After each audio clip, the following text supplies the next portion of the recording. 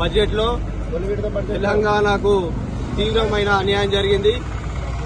కనీసం కొద్ది రూపాయలు కూడా మన రాష్ట్ర ముఖ్యమంత్రి గారు రేవంత్ రెడ్డి గారు ఎన్నో విజ్ఞప్తులు చేసినా, ఎందరో కేంద్ర మంత్రులను కలిసినా, ఎందరో అధికారులను కలిసినా కానీ మన రాష్ట్రానికి రావాల్సిన నిధులను కూడా కేటాయించకుండా ముందుగా కేటాయించడం మేము మా కమ్మర్పల్లి కాంగ్రెస్ పార్టీ తరఫున తీవ్రంగా ఖండిస్తున్నాం. అలాగే మన రాష్ట్రం నుంచి 8 మంది బీజేపీ ఎంపీలు ఉన్నారు, 2 మినిస్టర్లు ఉన్నారు.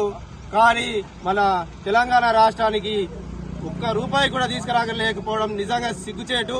వాళ్ళు పదవిలో ఉండడం కన్నా వాళ్ళ పదవులకు రాజీనామా చేయాలని చెప్పి కాంగ్రెస్ పార్టీ డిమాండ్ చేస్తున్నది.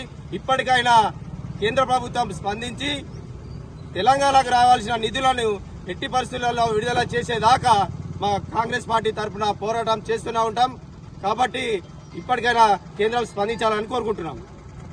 పెళ్లి మండల కేంద్రంలో కేంద్ర ప్రభుత్వం ఏదైతే బడ్జెట్ ప్రవేశపెట్టిందో మరి ఆ బడ్జెట్ లో తెలంగాణ రాష్ట్రానికి ఎలాంటి ప్రయోజనకరంగా లేకుండా కొద్ది డబ్బులు మాత్రమే ఇచ్చి మరి తెలంగాణ నుంచి ఎంతైతే డబ్బులు మేము కేంద్ర ప్రభుత్వానికి కడుతున్నదో మన ప్రభుత్వము దానికి తగ్గట్టుగా మరి అట్లాంటి బడ్జెట్ మనకి ఎలాంటి తీయకపోవడంగా దానికి నిరసనగా ఇయ్యాల నరేంద్ర మోడీ గారి యొక్క దిష్టిబొమ్మను తగలబెట్టడం జరిగింది.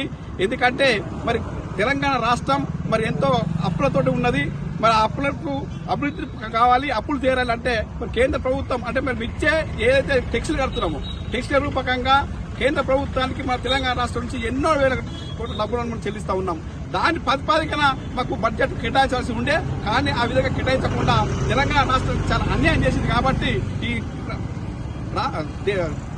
కేంద్ర ప్రభుత్వానికి నిరసనగా ఈ రోజు మేము మండల కేంద్రంలో నిరసన జరిపింది. జై కాంగ్రెస్, జై కాంగ్రెస్, జై కాంగ్రెస్.